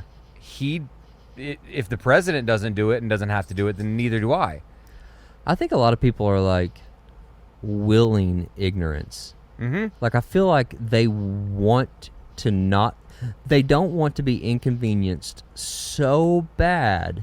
Oh man, yeah. That they are going to err on the side that's telling them, hey, everything's fine, Yep. go about business as usual. I'm glad you said that. Because that's more beneficial for their lifestyle. The exact way you just said that, because I saved Keep talking, this. I'm going to let Gibbard out to pee. Yeah, while yeah. I hear you. I saved this picture today because I thought that it was actually pretty spot on with, it's basically a double-sided chart that says what you say versus what I hear, COVID-19 edition. Okay, what you say, most people don't die from it. What I'm hearing is the thousands of people who die from COVID-19 every week are insignificant to me. Yeah. Basically, that's kind of what you're basically saying. Mm-hmm. We have to get back to our lives. You hear that one a lot. Yeah. What I hear is all the time. the response to COVID-19 should be tailored, to my tolerance for inconvenience, regardless of other people's safety and well-being. Yeah. Absolutely every time. Yep. I don't live in fear, a.k.a. I'm willing to endanger the people around me to prove how brave I am. Yep. These are all ticking boxes. Yeah. Keeping me at home is a violation of my freedom. What I hear is the most pressing injustice right now is my inconvenience, not other people getting sick and dying. I'm inconvenienced. If other people are dying, that's fine. Don't inconvenience me. Right. Whoa. Like that's sick. And the last one, you're exaggerating because you're out to get Trump. Mm-hmm. I can't imagine caring about other people unless they can be used as a political weapon. Yeah. Only care about other people if they can be used as a political Well, they weapon. definitely politicize this. Absolutely. This, I mean, It's it may as crazy. well be on the ballot box, like wearing a mask. The way that it's been handled has politicized it completely, and now it's like, if you wear a mask when you go to the store, you're making a statement. yeah, Whether you here shouldn't at least be. here in You the shouldn't South be. in Tennessee, at least yes. Yep. I Even though it's like sort of mandated now, Yep. like I got a look today at the gas station from an older gentleman. I get it all the time wearing my mask. Yeah. It's weird. It is very weird. I just kind of looked over to my side, and the guy behind me, But to be he was fair, just kind of looking I at me. probably look at people without their masks, and I know I have a judgment in my head. Oh, yeah. Absolutely. Well, I mean, my judgment is more just like, how fucking hard is it? If you have a 1% chance of saving someone else by doing something as insignificant as wearing a mask when you go into a store, Yeah. then fucking wear a mask, you idiot. That's what I think. Yeah. Like, how much is it going to hurt and inconvenience you?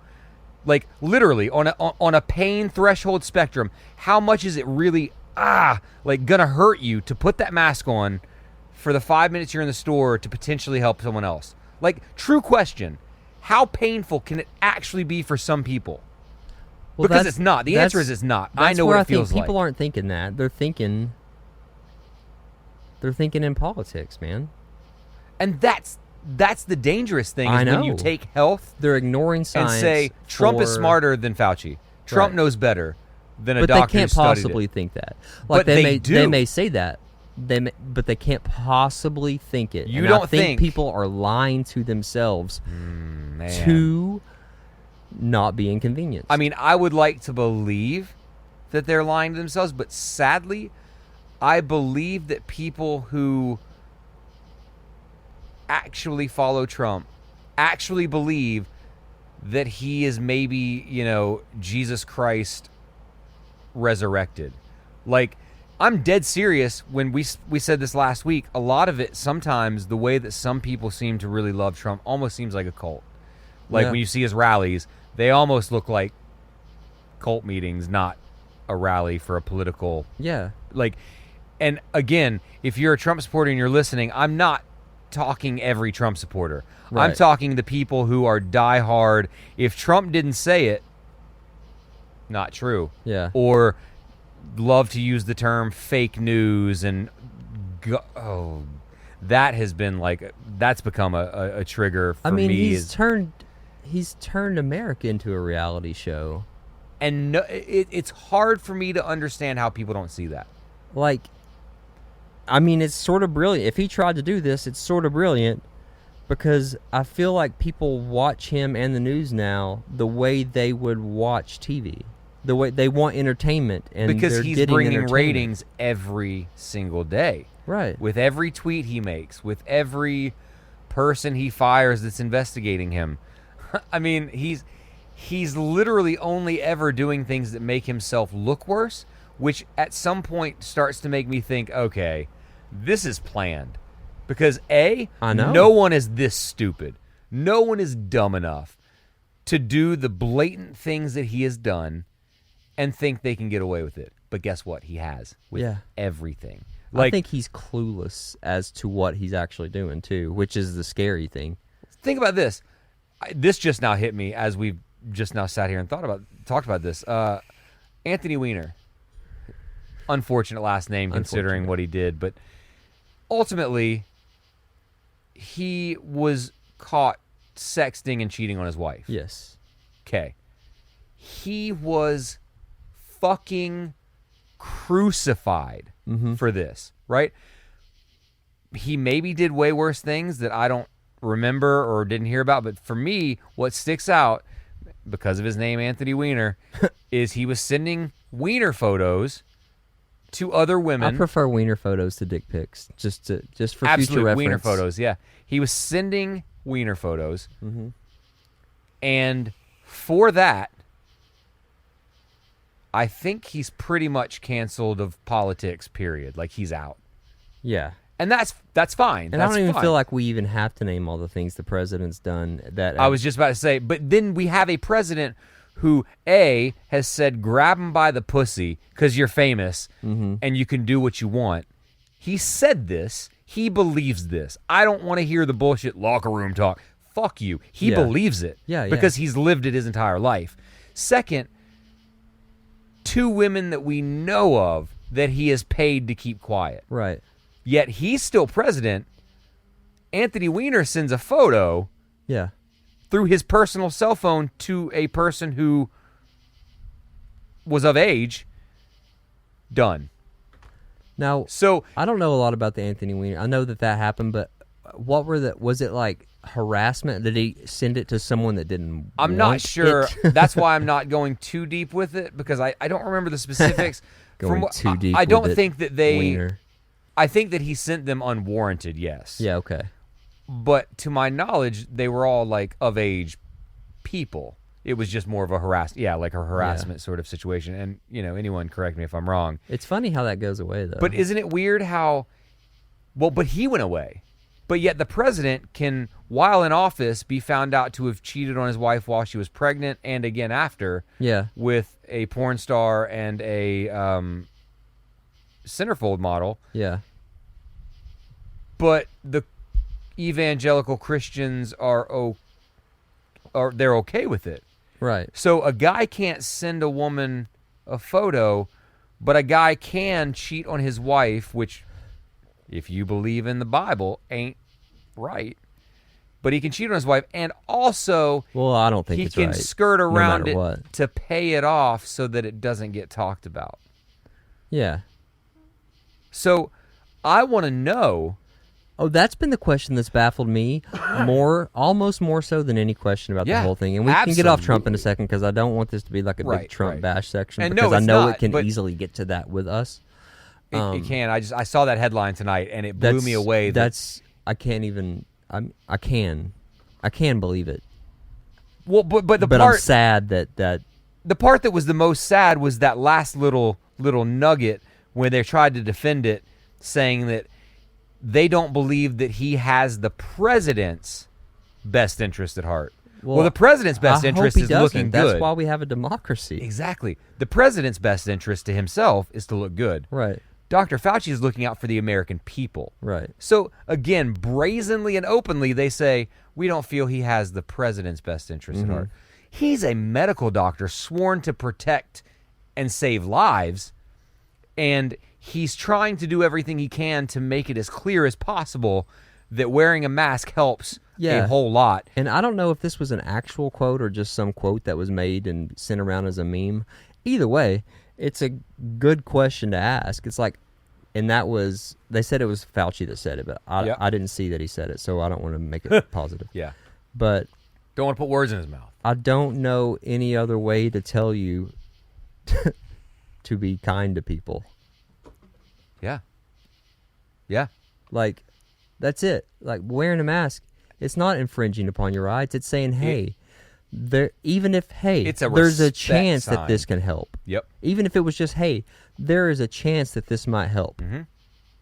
Can you please do this so other people don't get sick? And see, while I have felt the stares by the folks that I can tell that think masks are dumb, I was walking into the store the other day and I got out of my car and started to put my mask on, and this elderly lady that was sitting in a truck waiting on whoever was inside gave me the power fist. It was amazing. Like, that was a moment to where I can only imagine she was giving me the power fist because I was putting a mask on, and maybe she thought that was respectful. I don't know. Yeah. Maybe she liked my shirt at the time. I don't know. But I'm assuming it was because I was putting my mask on, and that made me feel good. It was like, cool. You know what? This is why I do it, because I know that the benefits to yourself aren't as much as the benefits are to spread it.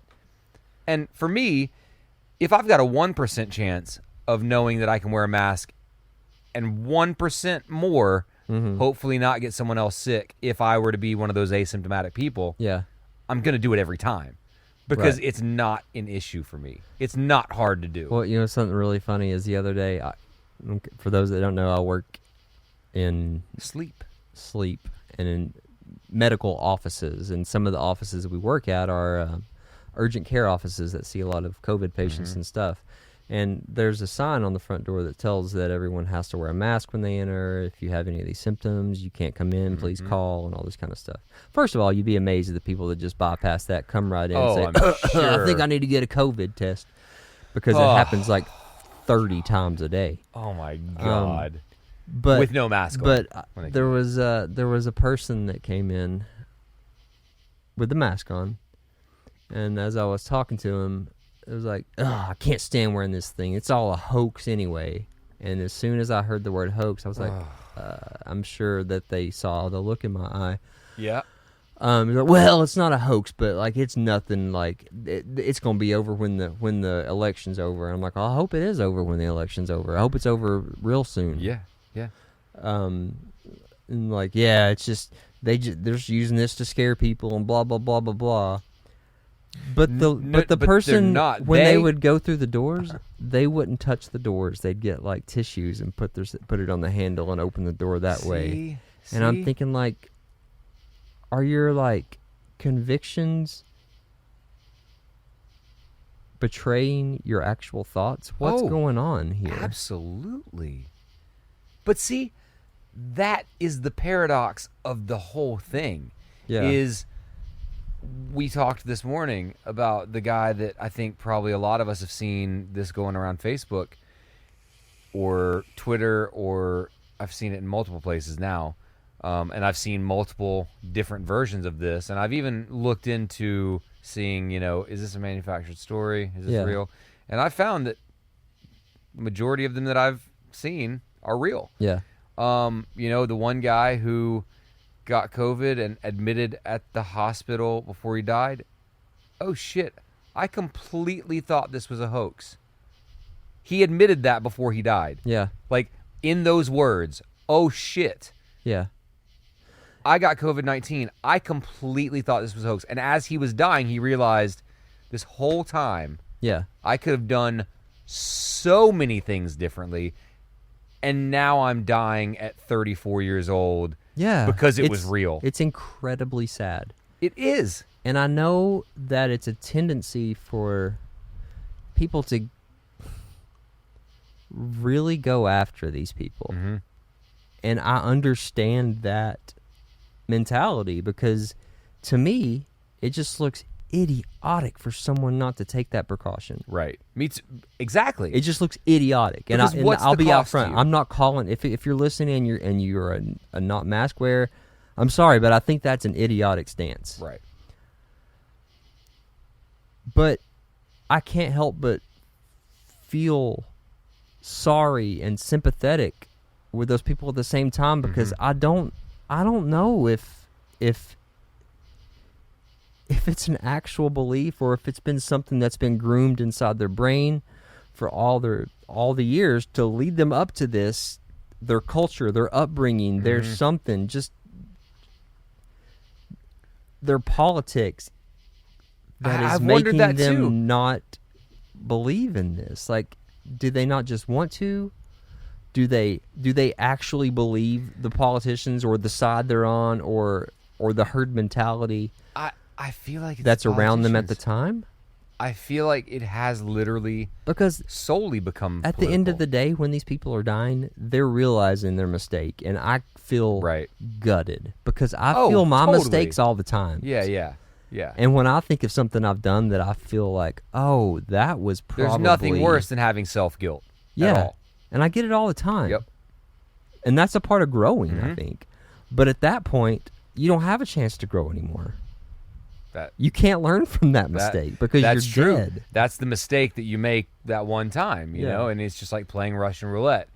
That is a mistake that you can make once, Yeah. and then that's it. And you know that. But see, this is where it's hard for me because I agree with what you're saying, and I want no human life to be taken before it's, you know, Yeah. prematurely, you know, especially for something like this, something that, you know, is beyond beyond our control, but at the same time something you can actually do to avoid. You know, it's not like it's not like getting hit by a car where freak accidents literally just happen, Yeah. but like something that you can do little things to better make sure that you are as safe as possible. And so when you throw all that out the window and say, yeah, I know that I can do things to steer myself away from it, but I'm not gonna. But, wouldn't that just be lame? Yeah. It just seems like that would be inconvenient. Like the guy's Facebook post that said, you know, I haven't bought a mask up to this point. I'm not going to buy into the hype. I'm not going to do it. I'll never wear a mask, whatever he said, you know? Yeah. And then a couple weeks later, he goes to that, like, big party. I wish I knew if this was an actual true thing, though. I looked up the mortuary from the obituary, and it was real. Well, I know. because my BS meter goes up on that kind of stuff, True. too. Me too. Because I feel like that's also could be some kind But of that's what I'm saying. propaganda. I've seen a few of these, and I've looked these. Like that sounds like Reefer Madness. Right. It does. It does sound like something that they. But at the same time, we're living in a world where you get your news from social media, so social media also is news. And so this guy claiming on social media that he went to this big party and heavy social distancing here in a crammed photo of, like, you know, a pool and grotto area with, like, just people packed. And then you fast forward 2 weeks from that, and he mentions that he went to the hospital, and this was on July 1st, and that he just took a test. Hopefully it doesn't come back positive, but he's about to find out. Mm-hmm. Comes back positive. On the 2nd, he said, man, shortness of breath, this is, COVID really sucks. It is hard to breathe. On the 4th, he dies. Yeah. Like, this is a guy who had multiple posts saying he believed Trump. And that's where it circles back, and my question has to be asked, who do you believe? A guy, just a guy, a businessman who has cheated his way to where he's at, or a scientist, medical doctor who has spent his life studying, learning, and doing everything in his power to help people? Who do you believe? I mean, I believe the scientists. Yeah, I mean, and But even if you believe neither, like, the chance... if you want to be nihilistic about it, But, well, I'm just saying, like, if there in your brain is a chance that this could be as bad as people say it is, yeah. I don't understand why you still wouldn't take that precaution. That's the Like, question. even if you feel like it's not as bad as they say, why would you still not do it? This goes back to... So the whole thing with the schools right now, I don't understand, because they're... Betsy DeVos I saw that today. came out and said that they are going to go back to They school. will. Yep. Kids need to go to school. Well, my kids aren't going to school. We're gonna do online for them. But, like, has she ever been in a school? Like, even with the flu, like, it's terrible. It's terrible. The it runs idea rampant. of social distancing kids, first of all, that's like saying, not that I'm not equating kids to pigs, but I'm like, it's like putting a Sometimes bunch it's of similar. pigs into a pig pen and trying to tell them, okay, you all need to stay away. Yeah. Guess what? The pigs aren't going to listen. Right. And neither are the kids, even though, again, I'm not trying to... Right. You understand what I'm saying. It's just one of those things that is literally impossible. Because kids are kids. They're going to want to be around each other. And at this point, they miss each other. And also, a lot of kids just don't like rules. And Other they just than your don't disgusting listen to comparison to my children to pigs, I agree you know with what I'm you saying. in a sense. cows. I don't know, any livestock. Any kind Kids are the same as any livestock. You any just corral kind them all of, together, meat source, farm animal raised for mass production. I mean, and I guess it really kind of goes to the idea of, like, if you told Nori Yeah. over and over and over, don't turn the radio off. Don't turn don't turn over and over. What's that kid gonna want to do more turn than the fucking anything? radio off. Yeah. It's like every day I tell her, okay, what do you do? Like, don't pee in my diaper, pee in the potty. There you Like, that's go. great. You're doing a great job. And What did you just peed? She just peed in her diaper and pooped. Uh-oh. Yep. So she knows what to do, but their attention span is short. Right. And see, kids are more in tune to wanting to be kids, Yeah. as they should be. And they want to play. And they want to do the things that kids do when they go to school. So again, social distancing in school, in my opinion, is a very abstract thought. Like, at a school that is already overcrowded, to say that you're going to space kids out 6 feet. Yeah. Okay. How? So at our elementary school that he goes to, each grade level has 10 or more classes per grade level, and each of those classes has about 25 kids in it.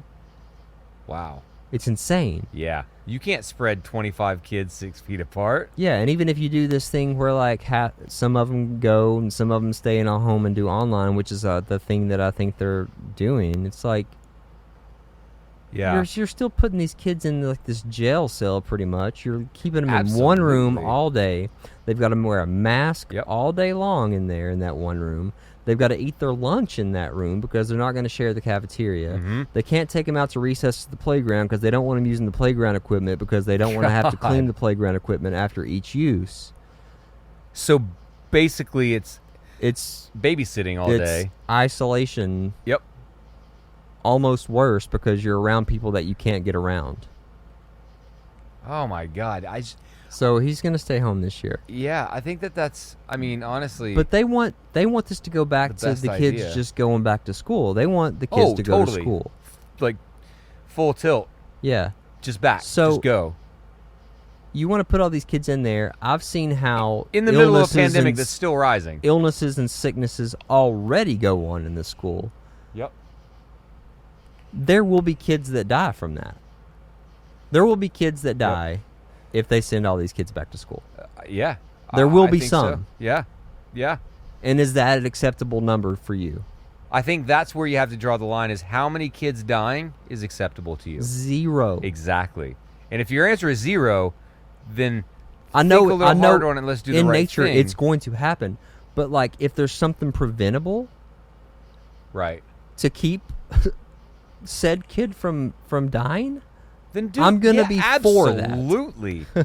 Whereas I saw a woman the other day on the news say, my kids are going back to school, and she had no this is the way the world works. Kids have always gone to school. My kids need an education. I don't have time to watch them. They will go back to school because it is what kids do. Like, she was definitive on... Who said this? This was just someone on the news talking about how they don't believe... Well, I think her thing was even more so in the vein of like, even if they get sick, it's inevitable and it's going to happen anyway. My kids are going back. Kids need to go back to school. The economy needs to open. There will be sacrifices. But that's when I started thinking of like, well, when you say there will be sacrifices, how many of your own kids are you willing to sacrifice? Because these are people that are betting on other kids, not their own. And these are the people that are going to send their kids to school sick. Oh, yeah. These are the parents that I already dislike. Yep. Because they send their kid to school sick and they get like all the class. They have no regard for sick. Others. Because they don't want to interrupt their life to keep their kid at home. Yeah. Apologies for the inconvenience. Before I say that, I know that that's a hardship. Oh, it is. Totally. Like, but we learn to adapt. We have to find ways. I don't want to have home and online schooling this year. Right. I don't want that. Right. But I'll take the sacrifice. Right. I want to take that sacrifice. Exactly. Because that's less of a sacrifice than sending your kids, sending them to school. Potentially. Exactly. And I think that's how a whole lot of parents feel, even though they're very stressed out right now of like, oh my God, how am I going to work my job and not get my kids sick at the same time? Because a lot of parents have a hard time, and not even a hard time. Some parents just can't stay home. And some people don't have the resources. Like I know here in Knox County, they're giving away Chromebooks, but what if that household doesn't have enough money to have internet? Like, what are you going to do? Yeah. Like, what do you do? I mean, I think I actually have heard that the school system is going to make sure that kids have internet. I don't know how that works. Where are they getting all this money? Because they sure as fuck haven't been paying the teachers all these years. Yeah, exactly. But see, then you hear a lot of teachers now who are talking about, well, I'm not going back, first thing. So what's going to happen when the government steps in and says school will go back, and a whole bunch of teachers say, not us? Yeah. Whoa, where have we gotten ourselves then? Like, it's a dangerous situation for the kids for sure, but we haven't even talked about how dangerous it is for the teachers. Oh yeah, you're expecting these teachers that have been underpaid forever to risk their lives now. Yeah, to bring it potentially back home to their family. I saw some tweet the other day. Someone made a statement that said something to the effect of, I heard someone the other day, one of my teacher friends, asking, with all of the social distancing, how are we going to do the shooter drills at school now? Oh. And I was like, that's the saddest sentence that's ever been read. That is the worst statement. The fact that you have to think ahead to, we can't do shooter drills very easily with social distancing or at all. But we have to do shooter drills. But that, my friend, is where our country is at. I know. Isn't that just terrifying? Heartbreaking? That has to become a point of conversation. Whoa, how are we going to social distance on the shooter drills? Yeah. Fuck, we have shooter drills I in know. school. I mean, can you imagine when we were kids if we had shooter drills? Like, I think it would. It freaks me out to think about it now. Right. Like, okay, so our kids have to learn how to hide in, cabinets and, where to go to block themselves off. Like, we're living in some seriously fucking dark times. I know, and one thing that And we already know that. I mean, we are, and it's easy to go down this rabbit hole of like everything's fucked. yeah. Honestly, it's been hard, and I'm having trouble doing it. But I feel like even with the darkness, we have to continue to enjoy what we can enjoy. Yep. Because I fear that the way the world's going, it's almost orchestrated for us all to give up. Yep. And that can't happen, because if we give up, Oh, man, then yeah. we're overtaken. Oh, yeah. And what has everything leading up to this ever meant? That's nihilism. That is nihilism. Straight. We should really change the name of this podcast already, because last episode and this one, it should really just be called Nihilism, a modern guide to living. Yeah. Like, that's what we should rename this podcast to. I'm not a nihilist. I know, but it's fun to be one from time to time, I think. Because I feel like there are times in our country right now, almost every day, where it's quite a bit easier to just say, I don't care. That's it. Because it's easier. nothing matters. That's what It makes is. me not be a nihilist. True. It is the easier way out. Yeah. But again, it's By doing so that, applicable. It's almost like the people that don't want to wear a mask because it's inconvenienced them. They're like, well, it doesn't matter. I will nihilistically wear a goddamn mask every day if needed. It's just I have accepted it now as part of. People are stubborn. People don't want to be forced to do anything. They feel like if someone's forced them to do something, then they're going to stick to their grounds. That's true. And That's why I hate all this bickering and arguing. yeah, I know. And that's really. Because when you call people idiots and tell them they're stupid, Yep. they are going to dig their heels into whatever they're already doing. They're not going to have a realization. Oh, I mean, yeah. I feel like civil discourse Yeah. is a thing of the past. Yeah. There's no more. Hey, I get it. You believe differently than me, but hey, we can talk about it. We can still be friends. The way that the world and our country works now, if you don't believe what I believe and vice versa, good luck to you. Yeah. I mean, we're on the. It's scary to say this, and like I say it with every bit of like seriousness. And this is not jest. This is not me being a nihilist. This is not me joking about the gravity of a situation. But we are on the precipice of Civil War II. Seems like it. It does. Because think about what happens in November. Yeah. It doesn't matter which way it goes. There's going to be a half of the country Yeah. that is very upset about the outcome. Oh, yeah. And it doesn't matter which half that is. Well, there's going to be a lot of us that are going to be upset with the outcome either way. And that's also true. Yep. I mean, we've now split the country more than just in two. Yeah. We've split the country into thirds and fourths. And as a wise man once said, split the country, split the streets. Mr. Kevin Devine. it's very relevant right now. Yeah. It's so good. But I mean, I'm afraid, but at the same time, I will say I am an eternal optimist. So I'd like to believe that everything we're going through is for a reason, and it's going to eventually bring us closer as a country and as generally just people living amongst one another. And that's the opposite of nihilism. It is. But it's what I hope for. Yeah. That's the... Well, the fact that you have hope. Right.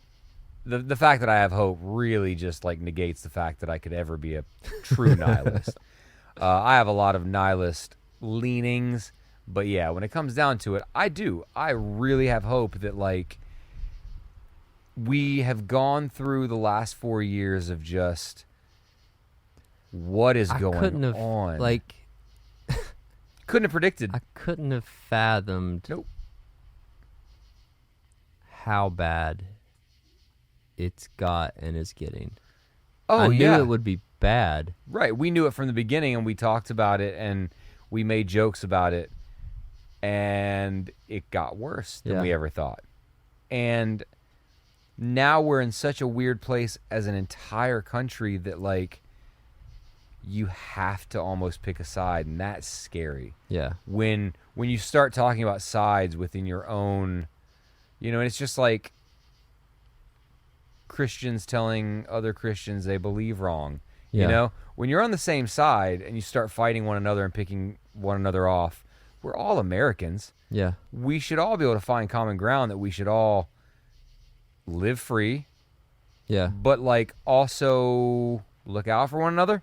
Is that crazy? I don't know. I mean, we can live free as a free country, but also have respect for other people and do the right Absolutely thing. should. But it seems like all of that is just a thing of the past. I don't know. While that sounds so easy, I know. it's so hard. It is.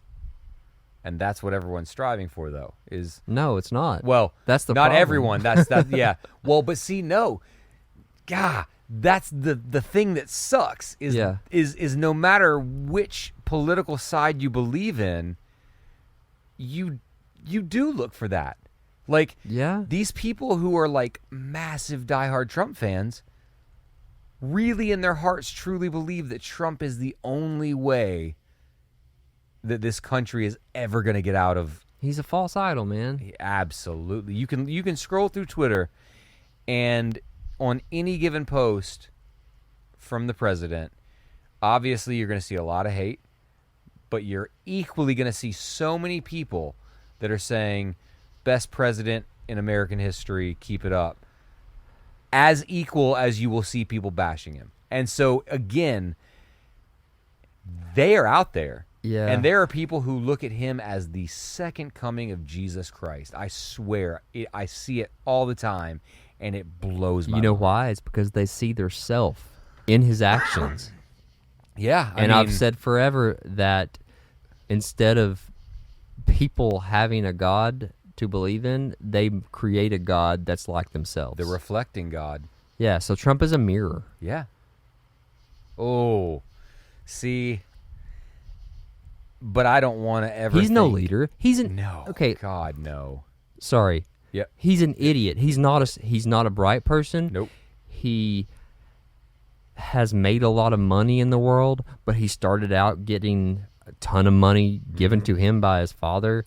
He's made money, but he's also I was about to say, bottom I think up he's on been some things. Bankrupt, 5 times? I'll bet He doesn't have a great moral compass, as you can tell. No. I He's- guarantee he's not a leader. He's a mirror. he's a divider. He is someone up there that is basically benign, but is dangerous enough to give people Absolutely. the power to do the negative things that they already wanted to do. Yeah. That's true. Whew. That's heavy. Mm-hmm. But that's kind of like the whole problem. I wish I could have a cue right now to start playing Marilyn Manson's "Reflecting God." I know, I thought that earlier. Your world is an ashtray. So good. It It's is so good. But yeah, you're right. I mean, he's a businessman who's had like 5, I think, bankruptcies, 5 or 7. Yeah. But here's the thing. I would guarantee you, I don't have a lot of money, but I'd put a lot of it that I do have on the fact that there is at least 1 to thousands Yeah. of millionaires in this world who started with less than Trump and have been bankrupt less than Trump. Oh yeah, I'm sure of it. So when you see, you hear about him being given, millions as a, Yeah. youngster from his dad to start up his companies, a lot of people would have been able to take that and not had to go through many, many bankruptcies and loopholes Right. to keep their money. Right. Whereas this guy, it's pretty obvious.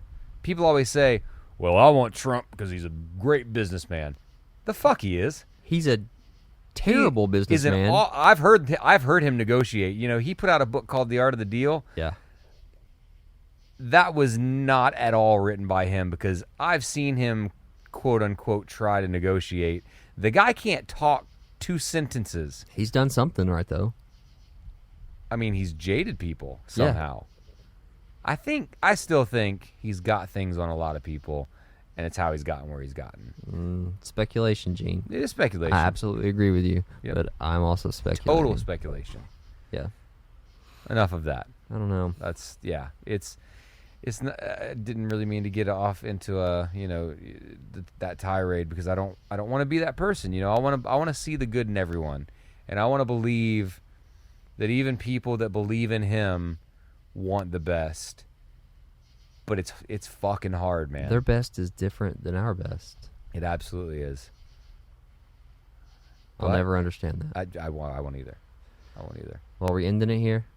I mean, we could continue, but at the same time, there's How long have we been always- going? What's the time on that? Right now, it looks like recorder's at 2 hours 6 minutes. Oh, surprisingly my enough. God. So It's probably good then. we could probably go ahead, and that's a good note to take it out on because that'll give us plenty to talk about next week. All right. Well, bye. Hey, to everyone, good God, you were like that date that's just like, oh my God, is this over yet? I've just got to get out. I've got really a lot of stuff to do here. I've got pressing. 12:02. What time is it? 12:02. God, I've got so much to do tonight. Mm-hmm. No, I just wanted to say thank you, anyone listening. Yeah, we please really appreciate it. feel free. Again, always reach out to us, chime in, let us know what you like, what you don't like. If we talk too much about stupid things that you guys just really can't listen to and resonate with, or it's just not interesting, let us know, because that I'd even love to know that, honestly. But you can find us further down the rabbit hole podcast.com. You can send us messages there.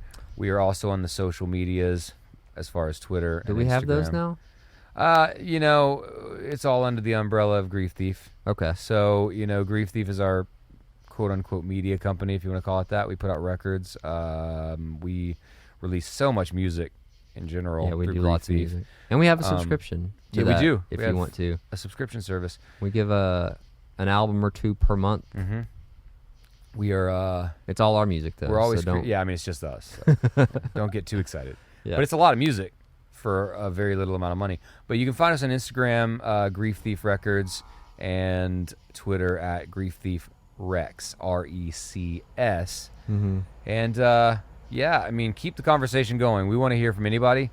And again, if what we're talking about is super, super total bummer, total boring, you're just hating it, I'd rather know. If you're loving it and you can still connect with it and you get what we're saying and you can feel a part of the conversation, I've been please really jump excited in. to hear a lot of the people coming over from the Sharing Needles with Friends podcast that are listening to this have been giving Yep. great, wonderful feedback. Yeah, I'd absolutely love It's to made thank me anyone. feel really good. I'm glad that people can still enjoy listening to this, even if it's not all about music and stuff. So Absolutely. Anyone who has reached out to us in the past week, which my heart is warm because there's been yeah, a bunch of you. Thank you. It Yeah, means a lot. really Like just appreciate it. hearing that you guys are glad that we are doing something and that you are not completely, utterly bored and you've enjoyed it. We appreciate that and taking the time to send us a message. yeah, Appreciate it. So until next time, yes, sir. you guys take care of yourselves and each other And wear a fucking mask. and wear a fucking mask. Good night. Good night. Night. Night. Night. Night. Night. Night. Night. Night. Night. Night. Night. Night.